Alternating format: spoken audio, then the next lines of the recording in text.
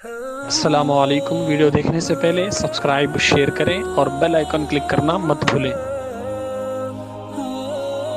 ہے تراوی اور تسابی سے مزین خوب تر، سحر و افطاری کی برکت پا رہا ہے ہر بشر، دولت تقویٰ سے سب کا ہو گیا تازہ ایمان، بولے خوش ہو کر رضوان مرحبا ماہ صلاۃ السلام علیکہ یا رسول اللہ وعلی آلک و اصحابک یا نور اللہ صلی اللہ تعالی علیہ وسلم۔ ناظرین سامعین، السلام علیکم ورحمۃ اللہ وبرکاتہ۔ الحمدللہ روزانہ ہم قرآنی معلومات کے حوالے سے بہت ساری باتیں سن رہے تھے۔ آج بھی کل کیونکہ سورہ فاتحہ کے حوالے سے کچھ مسائل ہم نے سنے تھے، ایک اور مسئلہ سورہ فاتحہ کے سننے کے بعد انشاءاللہ آج بسم اللہ الرحمن الرحیم کے بارے میں کچھ باتیں سنیں گے۔ نماز جنازہ میں خاص دعا یاد نہ ہو تو دعا کی نیت سے سورہ فاتحہ پڑھنا جائز ہے، جبکہ قرات کی نیت سے پڑھنا جائز نہیں۔ جیسے ہمیں معلوم ہے کہ نماز جنازہ میں 4 تکبیریں ہوتی ہیں۔ پہلی تکبیر کے بعد ثنا ہوتی ہے، دوسری تکبیر کے بعد درود ابراہیم، تیسری تکبیر کے بعد دعا ہوتی ہے۔ وہ جو خاص جنازے کی دعا ہے اگر وہ یاد نہیں ہے تو سورہ فاتحہ بھی آپ پڑھ سکتے ہیں، لیکن اس میں دعا کی نیت ہو، قرات کی نیت نہ ہو، قرآن پاک پڑھنے کی نیت نہ ہو۔ اب آگے بسم اللہ الرحمن الرحیم کے بارے میں فرمایا۔ اب کنز الایمان کا ترجمہ یہ ہے کہ بسم اللہ الرحمن الرحیم، اعلیٰ حضرت امام اہل سنت نے جو ترجمہ لکھا ہے، اس میں ایک خوبی یہ ہے کہ اللہ کے نام سے شروع جو بہت مہربان رحم والا ہے۔ بہت سارے لوگوں نے بسم اللہ الرحمن الرحیم کا ترجمہ یوں کیا ہے کہ ایک بندے نے ایک الگ الگ طریقے سے کیا ہے، لیکن اس میں بہت ساری خامیاں کوتاہیاں آپ کو مل جائیں گی۔ لیکن یہ جو اعلیٰ حضرت نے ترجمہ کیا، اللہ کے نام سے شروع جو بہت مہربان رحمت والا ہے، اس میں سٹارٹنگ ہی اللہ کا نام ہے، اللہ کے نام سے شروع، بسم اللہ الرحمن الرحیم، اللہ کے نام سے شروع جو بہت مہربان رحمت والا ہے۔ کچھ لوگوں نے یہ ترجمہ کیا ہے کہ شروع کرتا ہوں اللہ کے نام سے، یعنی پہلا اپنا ذکر کیا، یعنی اپنی طرف منسوب کیا کہ شروع کرتا ہوں، یعنی اپنے بارے میں کہا کہ میں شروع کرتا ہوں اس طریقے سے۔ لیکن یہ ایک بے ادبی ہے کہ بندہ پہلے اپنا ذکر کرے بعد میں اللہ کا نام آئے۔ لیکن یہ جو ترجمہ ہے اللہ کے نام سے شروع جو بہت مہربان رحمت والا ہے، یعنی اس میں اپنا ذکر ہے ہی نہیں۔ انسان جب بولتا ہے صرف اللہ ہی کا ذکر بولے، کیونکہ اللہ اس وقت بھی تھا جب زمین و آسمان اور یہ خود بولنے والا بھی نہیں تھا، اس وقت بھی اللہ موجود تھا۔ اسی لیے یہ جو ترجمہ ہے اعلیٰ حضرت کا، ہم کیوں اسے سجیسٹ کرتے ہیں اردو والوں کو کہ کنز الایمان اعلیٰ حضرت کا ترجمہ لے، یہ پرفیکٹ ہے عقیدے کے حوالے سے، نظریات کے حوالے سے، یہ بالکل زبردست پرفیکٹ ہے۔ اس میں کسی قسم کی کمی اور ڈیفیکٹ عیب آپ کو نظر نہیں آئے گا۔ اس میں یہی ترجمہ اعلیٰ حضرت نے لکھا ہے، اللہ کے نام سے شروع جو بہت مہربان رحمت والا ہے۔ اب اس کی کچھ فضائل ہیں۔ بسم اللہ کے نام سے شروع۔ علامہ احمد صابی رحمۃ اللہ علیہ فرماتے ہیں، قرآن مجید کی ابتدا بسم اللہ سے اس لیے کی گئی تاکہ اللہ تعالیٰ کی بندے اس کی پیروی کرتے ہوئے ہر اچھے کام کی ابتدا بسم اللہ سے کریں۔ اس لیے بسم اللہ سے قرآن مجید کو شروع کیا گیا تاکہ اللہ تبارک و تعالیٰ کے بندے جو ہیں ہر اچھا کام جو ہے ابتدا اور ہر اچھا کام جو ہے یہ بسم اللہ ہی سے بندے شروع کرے۔ کیونکہ حدیث میں بھی ہے کہ حدیث پاک میں ہے اچھے اور اہم کام کی ابتدا بسم اللہ سے کرنے کی ترغیب دی گئی ہے۔ چنانچہ حضرت ابو ہریرہ رضی اللہ تعالیٰ عنہ سے روایت ہے کہ حضور پرنور صلی اللہ تعالیٰ علیہ وسلم نے ارشاد فرمایا، جس اہم کام کی ابتدا بسم اللہ الرحمن الرحیم سے نہ کی گئی تو وہ ادھورا رہ جاتا ہے۔ ایک بہترین فضیلت اس کی ہے کہ ہمارے ہاں یہ سوال بہت سارے کرتے ہیں، ہم سے بھی کرتے ہیں، بعض صاحبوں سے بھی، کہ کون سا تو کام کریں دے فیل ہو جاتا حضرت، کیا کرے تو بھی کام رک جاتا۔ کیا کرے تو بھی کام میں رکاوٹیں پیدا ہو رہے, کون سے کام میں ہاتھ ڈالے تو بھی کام خراب ہو جا رہا. سنو, حدیث میں فرمایا گیا کہ جس اہم کام کی ابتدا بسم اللہ الرحمن الرحیم سے نہ کی گئی تو وہ ادھورا رہ جاتا ہے.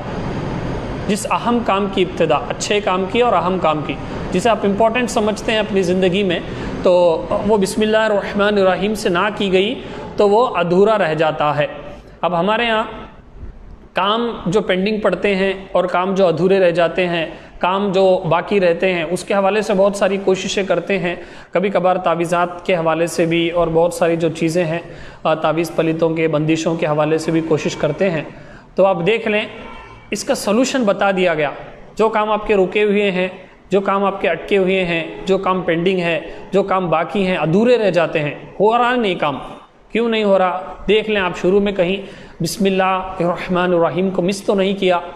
تو ہر اچھا کام جب بھی آپ کریں تو بسم اللہ الرحمن الرحیم آپ کریں. آگے مسائل آئیں گے, میں آپ کو بتاؤں گا.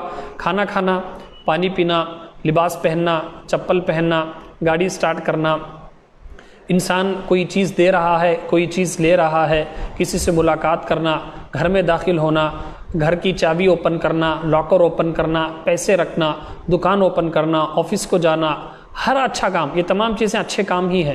کتاب کو شروع کرنا, تجوید پڑھنا, یا پھر دوسری چیزیں کتابیں پڑھنا, ہر اچھا کام کی ابتدا, بگننگ, شروع میں اگر بندہ بسم اللہ پڑھے تو خود بخود حدیث میں فرمایا گیا, یہ اپنی طرف سے, یہ کسی عامل, کسی پیر صاحب کی بتائی ہوئی کوئی وظیفہ نہیں ہے جس میں آپ شک کریں, جس میں آپ ڈاؤٹ کریں, وہ سبھی کہاں لگا لے بھائی.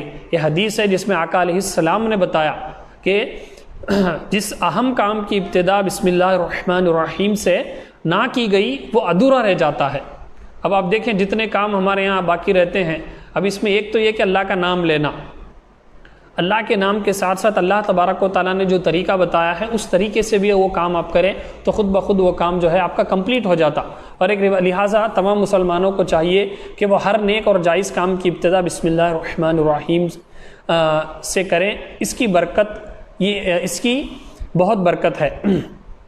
تو کوشش کریں آپ بچوں کو بھی بچپن ہی سے سکھائیں کہ کپڑے پہننے کے حوالے سے, کھانا کھانے کے حوالے سے, کھانا کھانے جب آپ بیٹھیں گھر میں بھی ہو یا کہیں پر بھی 4 لوگوں کے ساتھ آپ بیٹھیں تو آپ بلند آواز سے بسم اللہ پڑھ لیں, تاکہ آزو بازو والے اگر بھول بھی گئے تو وہ بھی آپ کو دیکھ کر یاد کر کے پڑھ لیں, اس کی برکت ہوگی.